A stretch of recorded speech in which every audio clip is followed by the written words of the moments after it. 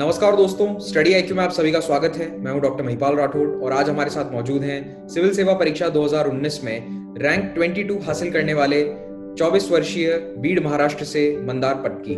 मंदार, स्वागत है आपका स्टडी आईक्यू में। Thank you very much sir. Mandar ने अपने पहले ही अटेम्प्ट में सिविल सेवा परीक्षा को पास कर लिया है और बहुत ही यंग एज में, एट द एज ऑफ 24, ये सफलता इन्होंने हासिल करी है। तो आज इनसे जानेंगे कि आखिर फर्स्ट अटेम्प्ट में इस एग्जाम को कैसे क्रैक किया जाता है और इन्होंने बहुत अच्छी रैंक हासिल करी है, तो उसके क्या ट्रिक्स हैं, क्या उनकी स्ट्रैटेजी रही, उन सभी बातों के बारे में हम चर्चा करेंगे आज। तो मंदार, सबसे पहले आप थोड़ा सा अपने बारे में हमारे हमारे दर्शकों को बताएं, अपना बेसिक इंट्रोडक्शन दीजिए। आप कहाँ से बिलोंग करते हैं एग्जैक्टली, आपने कहाँ से अपनी पढ़ाई करी? सर, मेरा नाम मंदार जयंत पत्की है। मैं बीड सिटी महाराष्ट्र से बिलोंग करता हूँ, जहाँ से मैंने अपनी प्राथमिक शिक्षा कंप्लीट की है। उसके बाद सर मैंने अपना diploma in mechanical engineering from government polytechnic Pune यहाँ से किया है। उसके बाद मैंने अपनी BTech in mechanical engineering Vishwakarma institute of technology Pune इससे कंप्लीट की है और मैं 2018 ईयर में पास आउट हुआ हूँ। और तब से मैंने एक ईयर डेडिकेटेड सिविल सर्विसेज के लिए प्रिपरेशन किया है और 2019 was my first attempt. Okay, तो आपने जब सिविल सर्विसेज की तैयारी के बारे में सोचा, तब क्या आपके दिमाग में विचार था? Why were you attracted towards civil services? Sir, मेरे पापा was a government servant, he was in Maharashtra state electricity board. तो मुझे बहुत बचपन से ही एडमिनिस्ट्रेशन को बहुत करीब से देखने का एक अवसर मिला था। और उससे एक फीलिंग तो थी कि एडमिनिस्ट्रेशन का जो पब्लिक के ऊपर रीच है, because it gives you a platform where you can reach millions of people by just stroke of a pen. तो एक काफी अट्रैक्शन था। और जब मैं इंजीनियरिंग और डिप्लोमा में था तो एक चीज तो समझ आ चुकी थी कि टेक्निकल सर्विस में तो अपना कुछ बनने वाला है नहीं। तो इसके लिए administrative services as a diverse career मैंने चुना। और फिर 2018 में मैंने इसके लिए प्रिपरेशन स्टार्ट कर दी। ओके, तो आपने जॉब की बजाय डेडिकेटेड अपना एक साल तैयारी के लिए लगा दिया और अच्छा डिसीजन था इन हाइंडसाइट। तो आपने तैयारी कहाँ से करी, कहाँ रहकर करी? क्या पुणे में थे, दिल्ली आए, या फिर अपने घर पर जाकर तैयारी करी? नहीं सर, मैंने पुणे में मेरी पूरी तैयारी की है। Prelims mains and up to certain extent interview भी मैंने पुणे में ही किया है। मेरा इंटरव्यू फर्स्टली शेड्यूल था 24 ऑफ मार्च को, तो मैं उसके लिए दिल्ली आया था। पर देन कोरोना की वजह से पोस्टपोन हो गया और फिर से मैं पुणे में आ गया। और वहां से ही मैंने अपना पूरा प्रिपरेशन किया है। तो आपने तैयारी के लिए क्या रणनीति अपनाई? Did you start with the standard book list? क्या आपने सेल्फ प्रिपरेशन करी, कोई क्लासेस ज्वाइन करी? How did you go about it? Sir, मैंने एक फैसिलिटेशन प्रोग्राम ज्वाइन किया था। एनजीओ है ज्ञान प्रबोधिनी वहाँ पे। और मैंने वहां से सिर्फ मेंटरशिप ली थी। और उन्होंने मुझे डायरेक्शन दी और गाइड किया कि क्या क्या करना होता है। सर, बुक लिस्ट तो सेम ही रहती है, स्टैंडर्ड बुक लिस्ट होती है जो टॉपर्स यूज करते हैं, जो सभी यूज करते हैं, like Laxmikant is there. So sir, standard book list वही थी। सिर्फ मैंने रिवाइज बहुत ज्यादा किया था। मेरा स्ट्रेटेजिक यही था कि रिसोर्सेज अपने मिनिमम रखने हैं और रिवीजन मैक्सिमम करनी है। तो वो फर्स्ट था। सेकंडली सर, मेरा प्लानिंग बहुत ही मुझे लगता है तगड़ा था। क्योंकि मैं जनवरी में बैठकर मैं मार्च का बता सकता था कि मेरा कौन सा सिलेबस खत्म होने वाला है। So that level planning was there for me. And thirdly sir, एक मोटिवेशन काफी स्ट्रांग था। तो इसीलिए कंसिस्टेंसी भी बहुत रह पाई इस जर्नी में। तो मैं समझता हूँ कि यही कुछ पॉइंट्स थे कि जिसने मेरी ये जर्नी बहुत सफल बनाई। तो आप प्रीलिम्स और मेंस दोनों के लिए आपने क्या स्पेसिफिक प्रिपरेशन करी? क्या आप हमारे दर्शकों के साथ शेयर कर सकते हैं? यानी कि देखिए, बुक लिस्ट के मामले में मैं बस इतना ही आपसे जानना चाहूंगा कि was it the normal book list that everybody suggest, और was it something over and beyond that?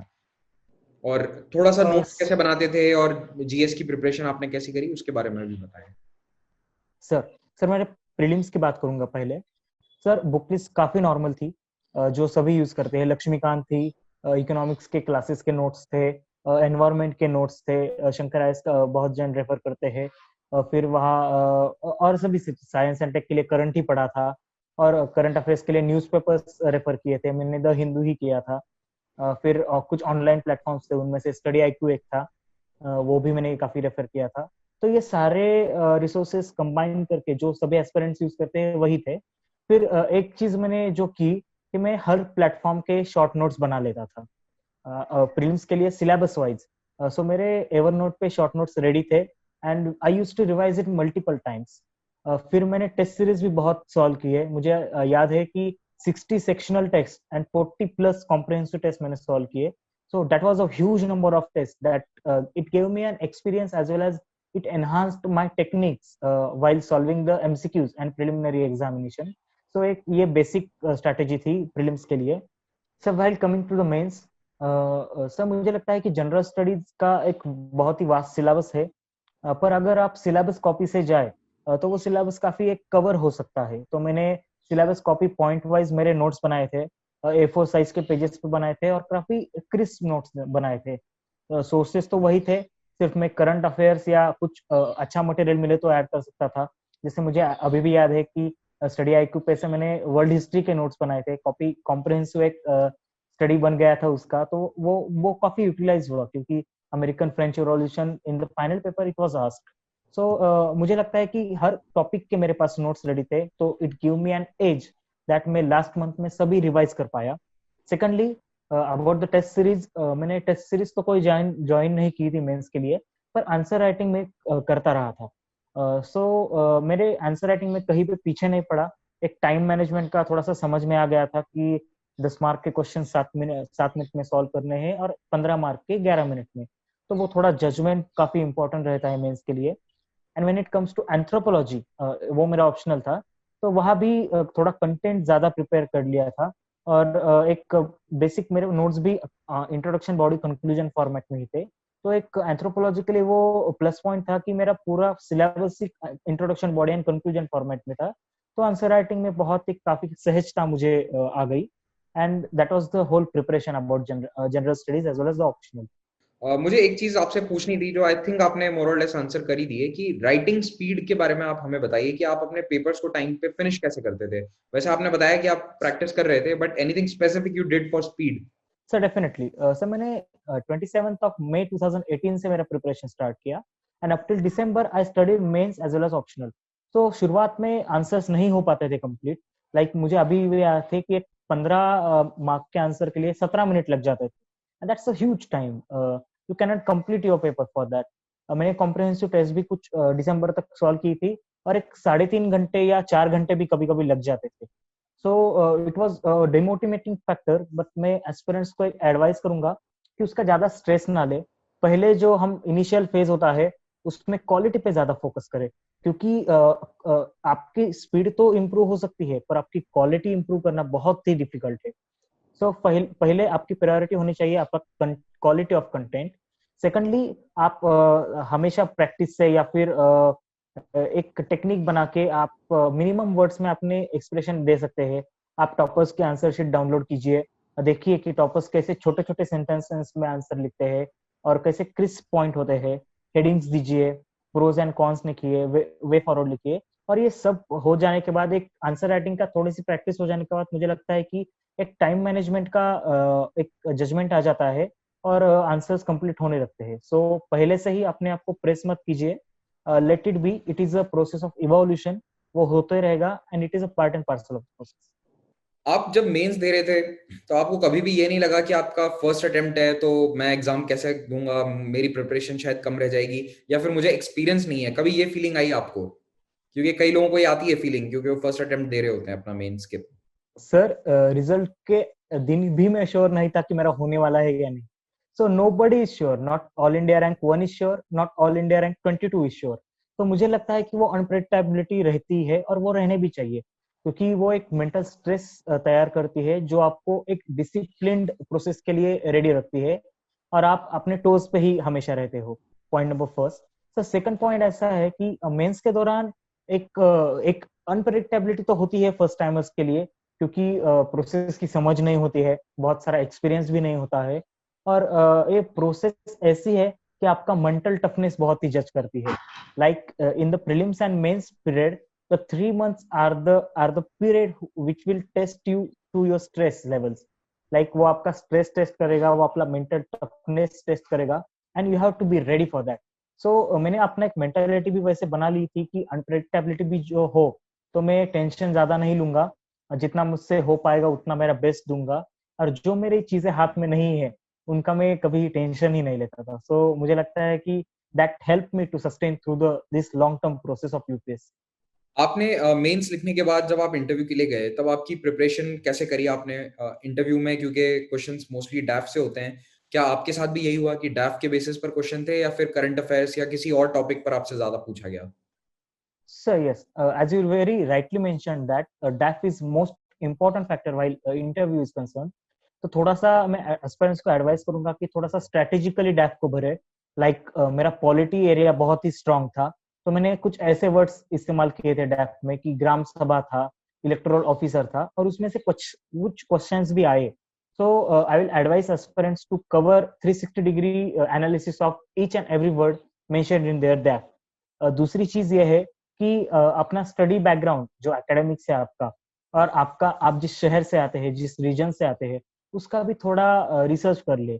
Sir मैं मराठवाड़ा रीजन से आता हूँ, तो मुझे वाटर स्ट्रेस वाला एक इशू था, फीमेल फिटिसाइज वाला इशू था, और बोथ इश्यूज मुझे फाइनल इंटरव्यू में पूछे गए।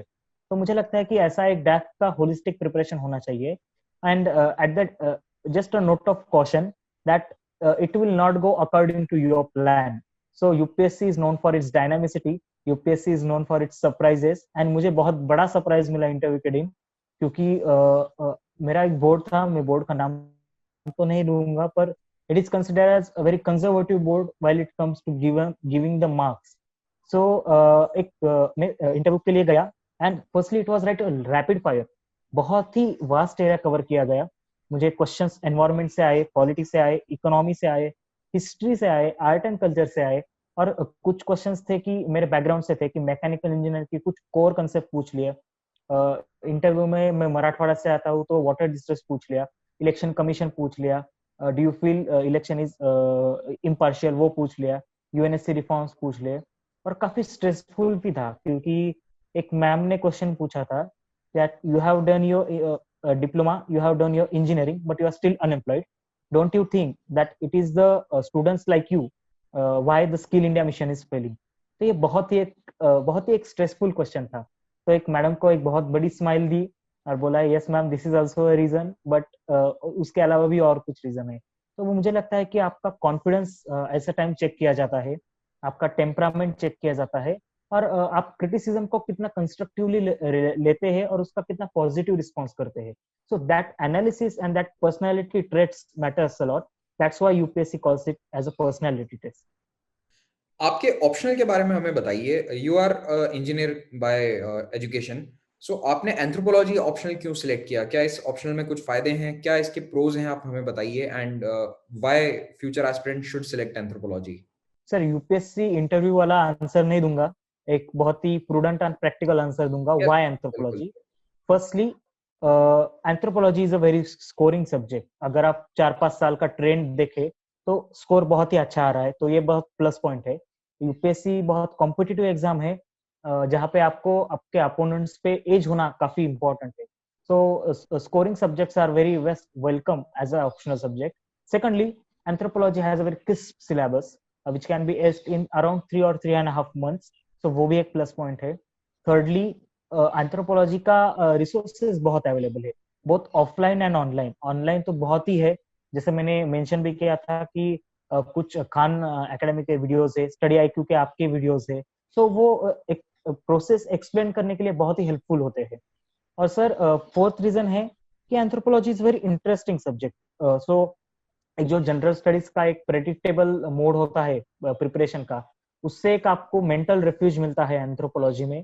तो मुझे लगता है कि ये फैक्टर्स कंसिडर करने के बाद anthropology is very good optional to take, and future aspirants I will definitely advise them, if you are interested please take anthropology. One more thing regarding mains I forgot to ask you was essay. How did you prepare for your Yes. essay paper? Sir एक नई चीज जो मैंने की थी, जो काफी aspirants नहीं करते हैं ऐसे के लिए, वो ऐसे के नोट्स निकालना। मतलब ये काफी अनहर्ड चीज है, पर मैंने निकाले थे। मैंने विक्रम ग्रेवाल सर के एसेस पढ़े थे, मैंने अनु कुमारी मैम के एसेस पढ़े थे, और उनके एसेस में कुछ ऐसी टिपिकल बातें होती है जो आप अपने एसे में इनकलकेट कर सकते हैं। उसको कॉपी मत कीजिए, पर एक पैटर्न देखिए कि कैसे अच्छे मार्क्स मिल सकते हैं। तो मैंने देखा था कि ग्रेवाल सर अपने एसेज में बहुत ही अच्छे थिंकर्स कोट करते हैं, बहुत ही यूनिक एग्जांपल्स देते हैं। तो मैंने वो एग्जांपल्स कुछ प्रिपेयर कर लिए थे, like the human evolution is an example which can be fitted in any of the topics of एसे।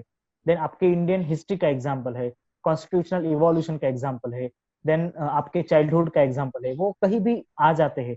तो मैंने एक ऐसे कुछ एग्जांपल्स प्रिपेयर कर लिए थे। अब बात आए इंट्रोडक्शंस की, तो एक दो चार स्टैंडर्ड इंट्रोडक्शंस तैयार करके चलिए। मैंने दो तीन बना लिए थे। एक था नादिया मुराद जी के ऊपर जो आईसिस सर्वाइवर हुए, दूसरा था मलाला यूसुफजई के ऊपर, तीसरा था doctor Martin Luther king junior के ऊपर। और वो मैंने अपने फाइनल इंटरव्यू में भी लिखा।